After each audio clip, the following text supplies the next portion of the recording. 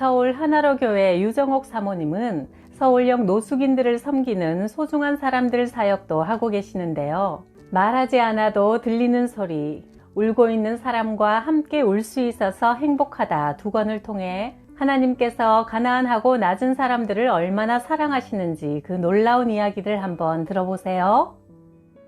우리 교회 건물 2층에 새들어 살고 있는 사람이 매일 아침마다 내게 물어왔다. 사모님, 우리 이사가는 날 6월 28일이에요.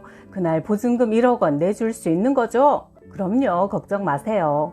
우리 소중한 사람들을 중림동 센터는 구입할 때 많은 빚을 졌다. 노숙인들에게 매일 밥을 해주고 예배드리고 무료 진료를 하고 옷과 생필품을 나누어 주다 보니 건물을 빌릴 수가 없어 부득이하게 건물을 매입해야 했다. 한 후원자가 종잣돈을 주어 그 건물에 새들어 있는 보증금을 전액 승계하고 은행 대출을 받아 구입한 것이다. 우리 건물 2층에 살던 사람들이 계약 만료일이 되어가자 매일 내게 말했다. 사모님, 우리 이사가는 날 6월 28일이에요. 그날 보증금 1억 원 내줄 수 있죠? 그 돈을 현금으로 주세요. 주님, 내일 모레까지 현금으로 1억 원을 달라고 하네요. 주님이 노숙인들을 사랑하심으로 반드시 그 돈을 주실 거라 믿었지만 6월 26일이 되니 밥 먹은 것이 체할 정도로 나도 긴장이 되었다.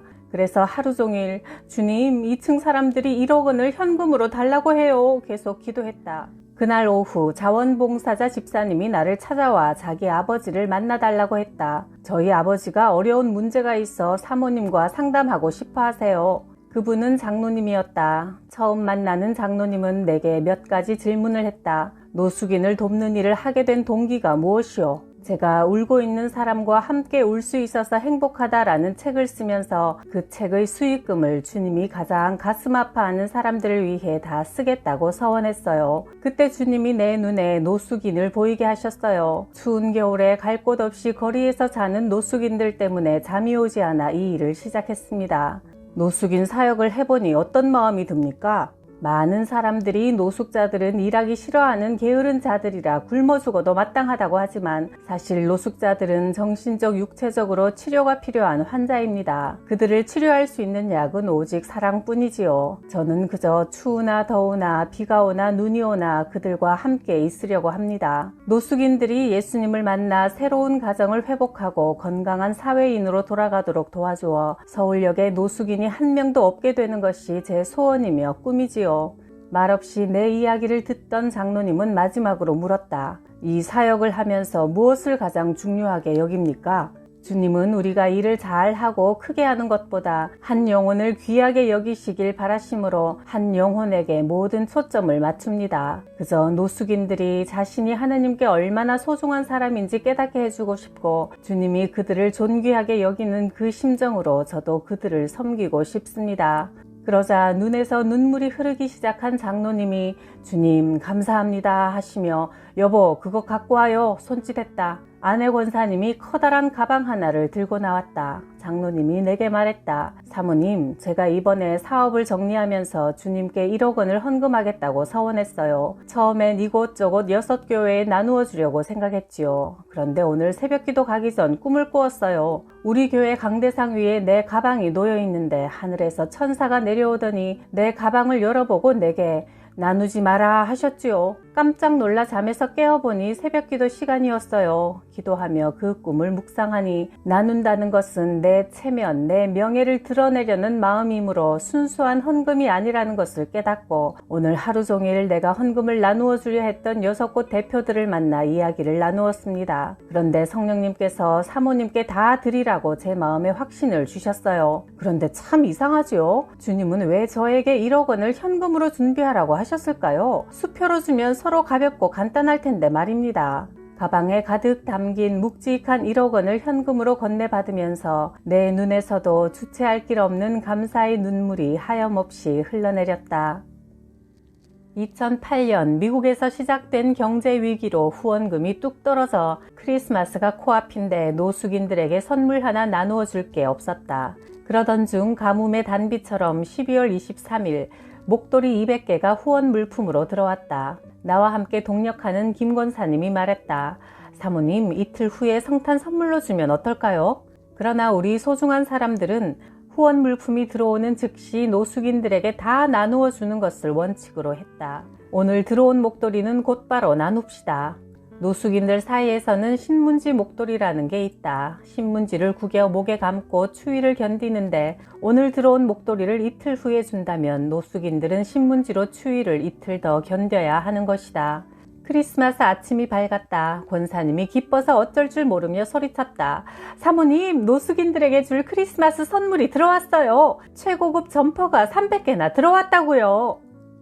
대학 시절 CCC 전도 훈련을 받는 동안 거리에서 전도 실습을 하여 결신자 한 사람을 만들어 가야 했다. 그런데 저녁 5시가 다 되도록 성과가 없었다. 마음이 초조해진 나는 버스 정류장에 서 있는 한 남학생에게 다가갔다. 몇 시간째 거절만 당했더니 목소리도 힘이 없어 기어 들어가는 소리로 말했다. 제가 이 결신자 카드에 이름을 하나 적어가지고 들어가야 해요. 그러니까 거절하지 마시고 이 카드에 이름, 주소, 학교를 써주세요.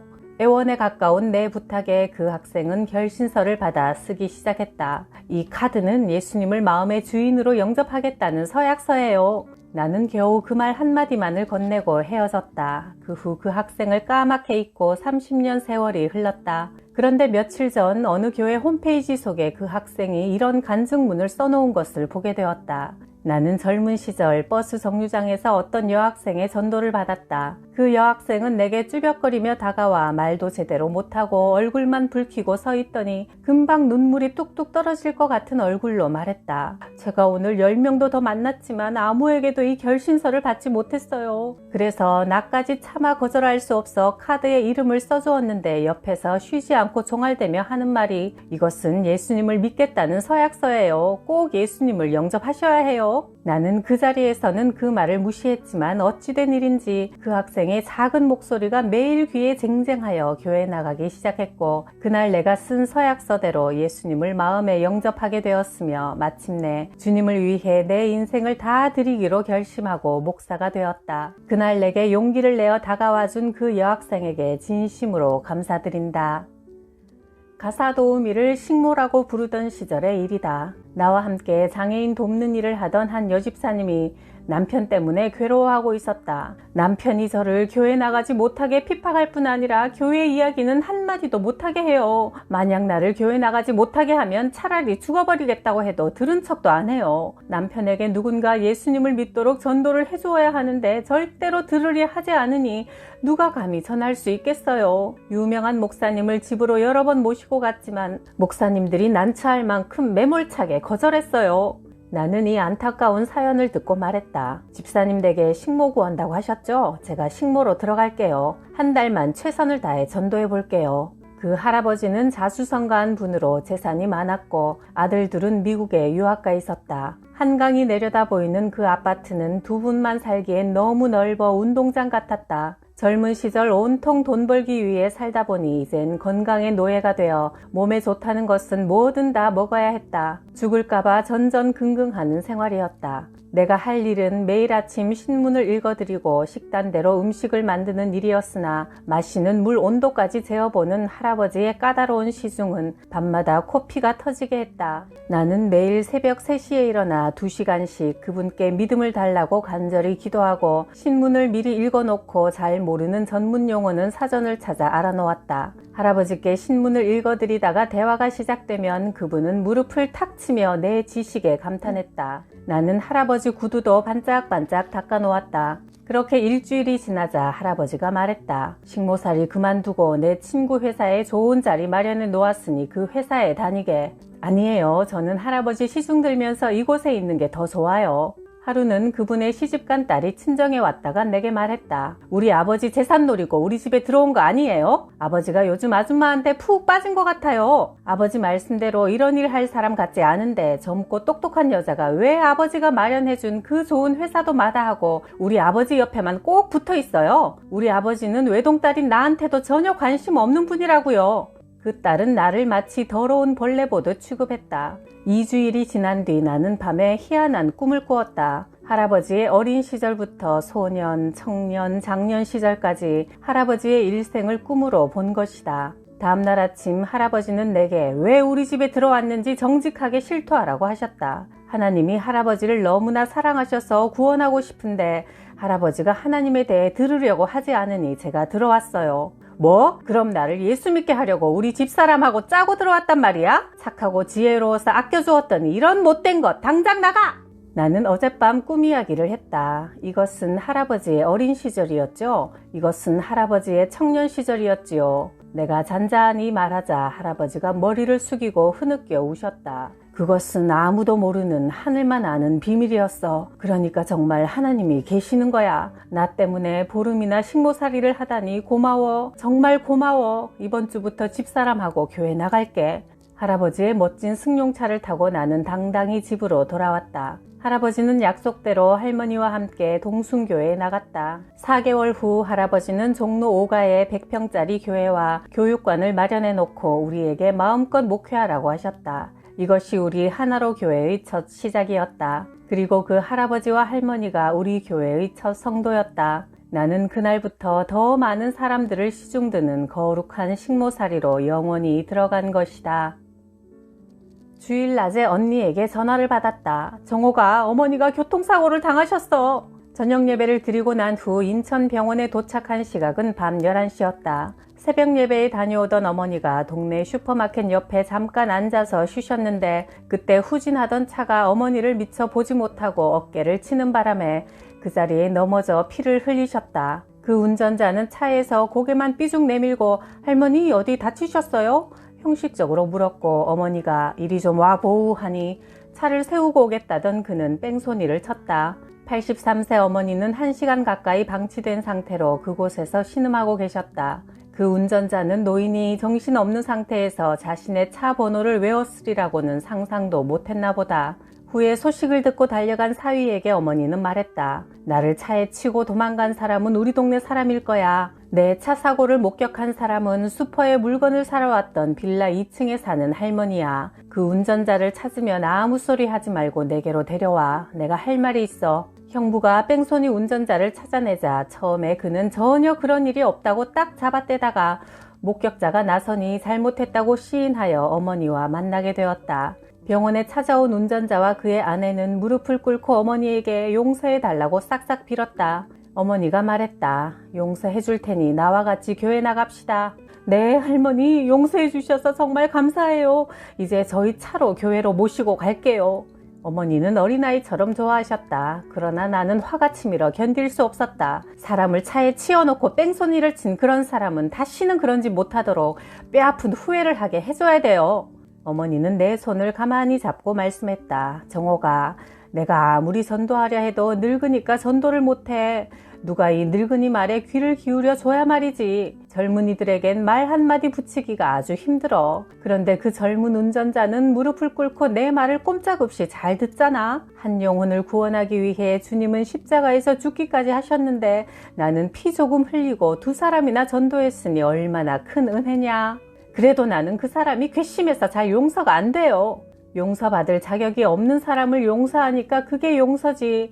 용서받을 만한 사람을 용서하는 게 뭐가 용서야? 생전 예수님을 모르고 살던 그들과 같이 교회 갈 생각을 하니 붕대로 감고 있는 이 상처가 오히려 영광스럽구나. 중국에 선교하러 갔다가 하얼빈 공항에서 심양으로 가는 작은 국내 여객기에 탑승했다. 1시간 30분 타고 가는 동안 누구에게 전도할까요? 기도하고 있는데 키 크고 점잖아 보이는 신사가 말을 걸어왔다. 한국에서 오셨어요? 예. 저는 서울 장충교회 집사인데 하얼빈에서 투망 그물을 제작하는 공장을 운영하고 있어요. 그런데 왜 중국에 들어오셨나요? 저는 선교하러 왔어요. 그럼 선교사님이세요? 참 잘 되었네요. 이 비행기에 탄 사람 30명 모두 제 공장 직원들이에요. 이들 중에 조선족이 많으니 어서 전도 좀 해주세요.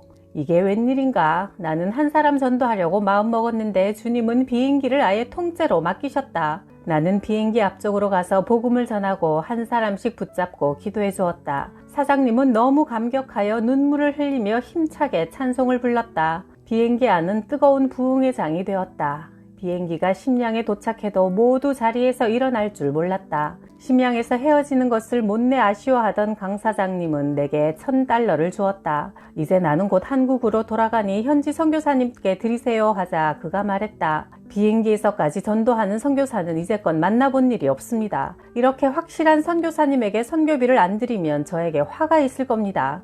나는 그 돈으로 심양 서탑교회 앞 고려인 상가의 전포 3개를 얻었고 그곳은 후에 고려인 상가교회가 되어 선교의 핵심 기지가 되었다. 하얼빈 선교사님들이 내게 계속 이런 소식을 전해왔다. 사모님, 오늘은 비행기에서 만난 강 집사님 공장에서 예배드리고요.